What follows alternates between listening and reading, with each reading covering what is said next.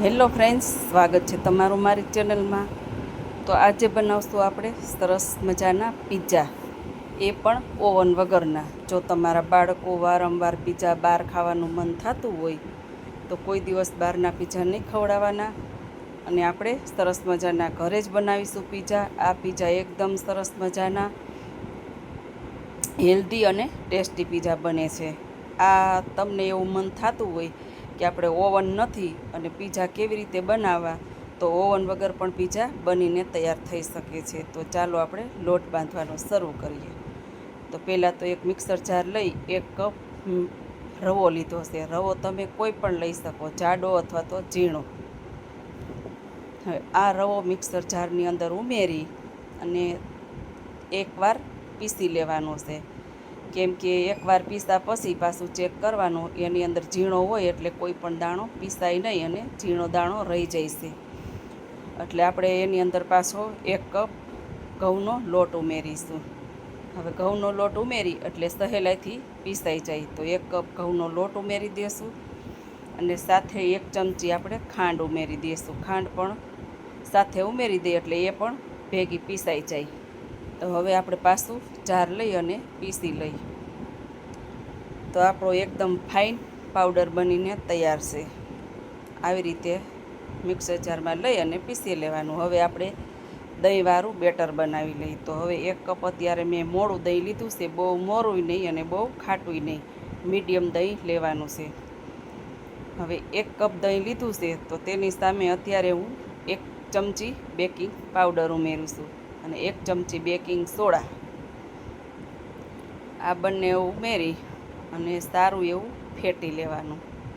હળવે હળવે આવી રીતે ફેટતા જાઓ તો તેની અંદર ફીણ વધતા જાહે. જેમ જેમ ફીણ વરતા જાય તેમ તેમ તમારે આવી રીતે ફેટે જવાનું. જો ફીણ વરીને સરસ થાય તૈયાર તો તમારા પિઝા પણ બહારના પિઝા બે જ હોય એવા જ પિઝા બનીને તૈયાર થાય. તો હવે મેં અહીંયા અત્યારે 2 કપ હતો લોટ, તો એ લોટ અત્યારે હું ઉમેરી દઉં છું. અંદર સ્વાદ મુજબ મીઠું ઉમેરી દીધું. હવે આપણે અહીંયા 1 ચમચી કે અથવા 2 ચમચી બટર ઉમેરવાનું છે. આની અંદર તમારે બટરનો જ ઉપયોગ કરવાનો છે. તો હવે આ બધું એકદમ હળવાઈથી મસળી અને આનો લોટ આપણે તૈયાર કરી. હવે આ લોટની અંદર જો જરૂર પડે તો પાણી ઉમેરવાનું છે. આ રીતે લોટ બાંધતા જાય. જરૂર પડશે તો આપણે 1.5 થી 2 ચમચી જેટલું પાણી ઉમેરશું. ધીરે ધીરે લોટ બાંધતા જાય એટલે એકદમ સરસ સ્મૂથ લોટ થાય. તો આમાં જરૂર છે પાણીનું, તો 1.5 થી 2 ચમચી જેટલું પાણી ઉમેરી દઉં. હવે પાણી ઉમેર્યા બાદ પાછું એકદમ સરસ મસળી અને જે આપણે રોટલીનો લોટ હોય એવો જ બાંધીને તૈયાર કરવાનો. હવે આને ચોપિંગ બોર્ડ ઉપર લઈ અને આ રીતે ખેંચવાનો છે. 5 થી 7 મિનિટ જેટલો ખેંચવાનો લોટ, મસળવાનો નથી, આ રીતે ખેંચવાનો છે. જો તમે જેમ ખેંચશો ને લોટ તો એમ લોટ મુલાયમ બનતો જાય. તો આ રીતે લોટને ખેંચી અને પછી આવી રીતે ગોળ ગોળ હાથેથી વણવાનો. આ લોટ વણાશે એટલે તૈયાર થઈ ગયેલા લોટ ઉપર જરાય પણ ક્રેક્સ નહીં આવે, એકદમ સ્મૂથ લોટ બનીને તૈયાર થાય. હવે આવી રીતે આપણે ગોળો વારી લઈએ, એક બોલ્સ મોટો બધો. હવે આ બોલ્સ આપણે એક બાઉલની અંદર લઈ અને 15 થી 20 મિનિટ જેવું ઢાંકીને રહેવા દઈ. 15 થી 20 મિનિટ લોટ રેસ્ટ લેશે ત્યાં સુધીમાં આપણે એક પેન લઈ લઈએ. પેન અત્યારે આ લોખંડની છે અને આ પ્લેટ હું હર વખતે વાપરું જ છું. હવે ગેસ ઉપર લોખંડની પ્લેટ મૂકી દીધી, તેની ઉપર આપણે જાળી મૂકી દઈ. જાળી મૂક્યા પછી અંદર કાંઈ આપણે રેતીનો કે મીઠાનો ઉપયોગ નથી કરવાનો. આમનામ જ ઉપર આપણે ઢાંકણનું કવર કરી દઈ, જેથી કરીને પેન આપણી હીટ પકડી લઈએ. હવે એક પ્લેટ લઈ લીધી છે, તેની અંદર આપણે 1 ચમચી બટર ઉમેરી દઈ. હવે બટરને આખી પ્લેટમાં આપણે આવી રીતે ચોપડી દેવાનું છે. આનો ટેસ્ટ બહુ જ પિઝામાં સરસ આવે છે. હવે આપણો લોટ 20 મિનિટ પછી સેટ થઈ ગયો છે. તો આવી રીતે 2 ભાગમાં ડિવાઈડ કરી લઈ. હવે આમાંથી હું અત્યારે 2 પિઝા બનાવીશ. જો ક્રેક જરાય પડી નથી અને ખેંચો ને તો અંદર પણ જે આપણે કહીને કે આમ ફૂલાણો છે લોટ, એવી રીતનો થઈ ગયો છે. હવે ગોળો વારી આને આપણે રોટલીની જેમ વણી લેવાનો છે. આની ઉપર લોટ કે મેંદો પણ કાંઈ છાંટવાનો નથી. અને જે આપણે પ્લેટ છે એ પ્લેટથી નાનો રાખવાનો છે. અને રોટલાનું સ્ટ્રક્ચર જોઈએ તો રોટલી કરતાં જાડો છે સેજ, અને પ્લેટ કરતાં આપણે નાનો રાખ્યો છે. હવે પ્લેટમાં આવી રીતે ખેંચી અને પ્લેટ માપનો કરી લેવાનો. હવે આવી રીતે દબાવતું જવાનું અને કડમાં ઉપર આપણે લેતો જવાનો, જેથી કરીને સ્ટફિંગ ભરી તો એ બહાર ન આવે અને અંદરને અંદર જ રહી જાય. તો હવે આપણે આવી રીતની કિનારી કરી અને આપણે પ્લેટ તૈયાર કરી લીધી છે. તો હવે એક પ્લેટમાં સોસ તૈયાર કરી લઈ. તો પહેલાં તો શેજવાન સોસ લીધો છે, પિઝા સોસ લીધો છે, ઉપર રેડ ચીલી સોસ છે, માયોનીઝ સોસ છે. આ 4 થી 5 સોસ બધાય મિક્સ કરી અને એકદમ સરસ મજાને આવો સોસ તૈયાર કરી લેવાનો. આ સોસનો ખૂબ જ સ્વાદ આવે છે. હવે આપણે પિઝા બેઝ ઉપર 2 થી 3 ચમચી, તમને વધારે ભાવતો હોય તો 4 થી 5 ચમચી પેસ્ટ ઉમેરી આ રીતે સરસ મજાની એક સરખી ચોપડી દેવાની.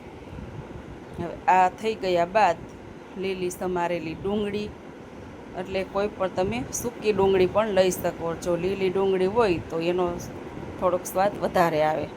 હવે સૂકી ડુંગળી સુધારેલી કટકી, કેપ્સિકમ મરચાંની કટકી, તે પછી ટમેટાં સુધારેલી નાની નાની ટમેટાની કટકી, ઉપર આપણે લીલા મકાઈના દાણા એ પણ બાફીને જ લીધા છે, ઉપર પનીરના પીસ. આમાં તમે કોઈ પણ શાકભાજી પણ ઉમેરી શકો. ઉપર આપણે મીઠું છાંટ્યું છે કે જેથી કરીને આ મોડું શાકભાજી ન લાગે એટલા માટે. ઉપર ઓરેગાનો. હવે એની ઉપર આવશે લોડેડ ચીઝ. હવે આ ચીઝ તમારે ભરપૂર માત્રામાં ઉમેરવાનું છે. આ ચીઝથી ને થોડોક સ્વાદ વધારે આવે છે. તો આ રીતે આપણે દબાવીને ચીઝ ખમણી અને ભરી દેવાનું. આખું કવર થઈ જવું જોઈએ એ રીતે. જો ચીઝ થઈ ગયું છે તો ઉપર આપણે સ્વાદ મુજબ મીઠું, ચીલી ફ્લેક્સ, ઓરેગાનો આ બધું જ સ્પ્રિંકલ કરી દઈ. હવે સાઈડમાં જે કિનારી કોરી છે ચીઝ વગરની, ત્યાં આપણે પાણી ઉપર લગાવી દઈશું કે કોરે આપણે પાણી લગાવી તો ત્યાં આપણે પિઝા બેઝ જે દાજે નહીં એટલા માટે. હવે આ પ્લેટ તૈયાર થઈ ગઈ છે તો આપણે કડાઈની અંદર રાખી અને ઉપરથી ઢાંકણ ઢાંકી દઈ કે જેથી કરીને હીટ એકદમ લાગી જાય. હવે હું ચેક કરું છું 20 થી 30 મિનિટ પછી. તો આપણું મેલ્ટેડ થઈ ગયું છે ચીઝ, અને શાકભાજી પણ એકદમ સરસ સેટ થઈ ગયા છે. તો હવે 40 મિનિટ પછી ચેક કર્યું તો આપણો પીઝો તૈયાર છે. પણ તોય હજુ હું એને 2 થી 5 મિનિટ પાછું કવર કરીને રાખી દઈશ. હવે 5 મિનિટ પછી પાછું આપણું જોયું તો પીઝા આપણા તૈયાર છે. હવે આ 2 પીઝા બનાવીને તૈયાર કરી લીધા છે. એકદમ સરસ મજાનું મેલ્ટેડ થઈ ગયું છે ચીઝ. શાકભાજી પણ કવર થઈ ગયું છે. આની અંદર તમે શાકભાજી તમારી અનુકૂળતા પ્રમાણે કોઈ પણ ઉમેરી શકો, જે ભાવતા હોય એ ઉમેરી શકાય. તો આ પીઝા બનીને તૈયાર થઈ ગયા છે. આનાથી નાના મોટા બધાને આ પીઝા ભાવશે. ઘરમાં જો વડીલ લોકો હોય તો તેને પણ આ પીઝા ભાવે. જો બહાર પીઝા ખાવા જાય તો ન ભાવે, પણ આ પીઝા ભાવે. જો દેખાવમાં પણ કોઈને ન લાગે કે તમે ઘરે બનાવ્યા છે પીઝા. જે બહારના પીઝા હોય એવા જ પીઝા બનીને તૈયાર થયા છે. તો બાળકોને આ પીઝા બહુ જ ભાવશે. તો હવે આપણે ઘરે બનાવવાનું જ રાખવાનું પીઝા. તો જો વિડીયો સારો લાગ્યો હોય તો લાઈક, શેર, સબસ્ક્રાઈબ કરી દેજો. જય શ્રી કૃષ્ણ.